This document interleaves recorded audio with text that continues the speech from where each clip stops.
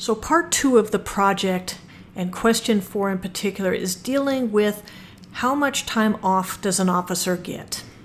And how does that equate with what your staff size total needs to be? Because the more time off your officers have, the larger your staff size should be. Now in part 1 of the project, we simply dealt with the minimum number of units.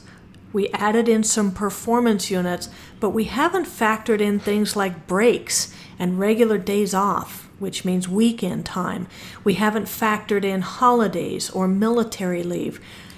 We haven't factored in any of that yet. How about training time? That's a huge drain on our resources when we have to fulfill mandatory training obligations per year. So we have to calculate all that type of time and come up with a shift relief factor. And that shift relief factor is going to help us determine our total staff size. So question 4A is dealing with the first increment of time, which is our weekend time or regularly scheduled time off.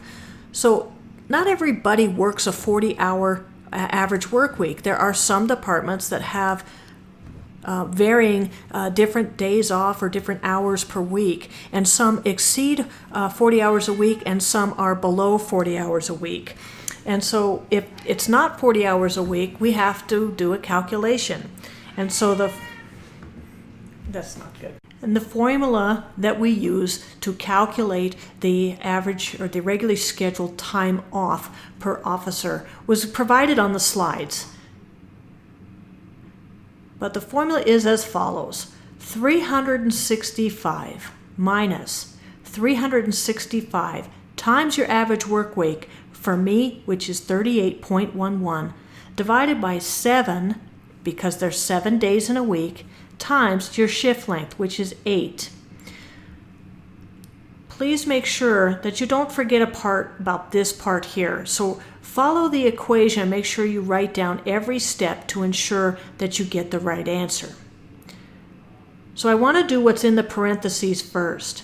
When I multiply 365 times 38.11 and then divide that times 7 times 8, which is 56, again, I make sure and include that 365.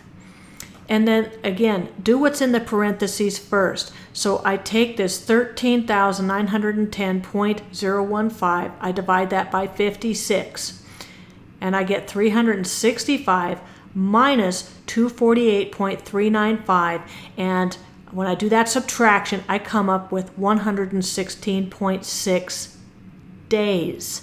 That's my measure of time, is days. If you remember before, I was calculating in hours. It's important to remember what unit of time that you're talking about. So ensure that you know what measure of time that you're in and you document it on your paper so you can keep track of it. So what is this?